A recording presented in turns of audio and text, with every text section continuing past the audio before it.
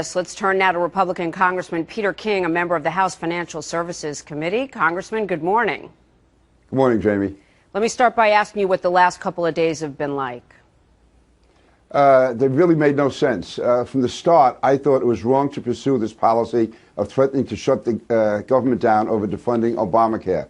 I've gone along with the votes up till now because I know that John Boehner does not want to shut the government down, and I was assured that this was a process to keep the government open. Now we're down to the last 24, 48 hours, and it seems we're closer than ever to the government shutting down. So I think Harry Reid should accept the proposal that was made. If he doesn't, though, I don't want the government to shut down, and I don't see how I could vote again for any more amending to Obamacare. We have to keep the government open. There's too many innocent people involved here, that we have too many people in our party, it's a minority, who are following Ted Cruz, and they're tying up the entire Republican Party. If this went to a vote on the House floor, the overwhelming majority of House members would vote to keep the government open. So I'm tired of having Ted Cruz call the shots for the House Republicans. I was kind of surprised when he talked that whole time that he didn't just read the bill into the record.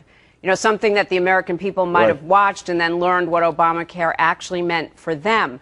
As someone that's on the Financial Services Committee, do you have an accurate sense of what Obamacare would cost now, and if delaying it for a year would really put this country more on track economically? You know, we're not sure of what the consequences are going to be, but we're very certain they're going to be very bad consequences. I mean, there's so many, right now, full-time employees will be knocked back to part-time. We have so many businesses and companies that have come to us and told us the tremendous economic impact it's going to have. So I am totally opposed to Obamacare, but to bring it up at the last minute, the way Ted Cruz has done, we should have been negotiating for the last several weeks on changes we wanted to make to Obamacare, like in the medical device tax. I think we could have gotten that approved if that had been part of negotiation, but because of Ted Cruz, it was all or nothing. It was either defund Obamacare or shut the government down, and we were locked into that. Now we're into the final 36 hours, and we have people in our party who live in their own echo chamber. They think everyone wants this done. The fact is, most people, like in my district, are totally opposed to Obamacare, but they don't want the government shut down. We have to show we can be a governing party and not just responding to small factions.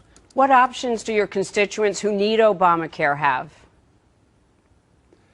Ones that need Obamacare, what they want us to do is pass legislation that would target, for instance, younger people who can't afford insurance, people with pre-existing illnesses, people who are moving from one job to the other, but not have this large government, in effect, government-run program the way it's going to be with all these exchanges. I know the private sector is involved, but as a practical matter, it's going to be the federal government calling the shots in the end. They're concerned about that. They're very worried about that, and they want us to make changes in Obamacare. They obviously repeal it and start over, but providing for those who do have particular needs. As I said, younger people who can't afford their own insurance, people with pre-existing conditions, and people who are going from job to job, in between jobs. But the president on Friday, when he spoke about it, said Republicans are creating this delay. Republicans will be responsible for this shutdown. In the past, you have complimented him on certain things and you've criticized him on certain things. What about his position on this, where he says the exchanges will open regardless, and he wants Republicans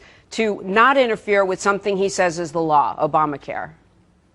Well, I don't think we should be doing it at this stage, not at the last minute, not by threatening to withhold government funds. If this law was passed by both houses of Congress, signed by the president, affirmed by the Supreme Court, and ratified in an election, we should repeal it the same way. Pass legislation, not do it at the very last minute. Listen, everybody, whether it's Karl Rove, the Wall Street Journal, George Will, we can go through a list of prominent Republicans who care about the party, who say this is the wrong path to follow. The Republican leadership said it was the wrong path to follow until 2 weeks ago, when the small faction in our conference threatened to withhold their votes unless this suicidal path was followed. So I am really, again, there's people in our party in the House, there's Ted Cruz in the Senate. They're doing tremendous damage to the Republican Party, to the Congress, to the government, and to the American people.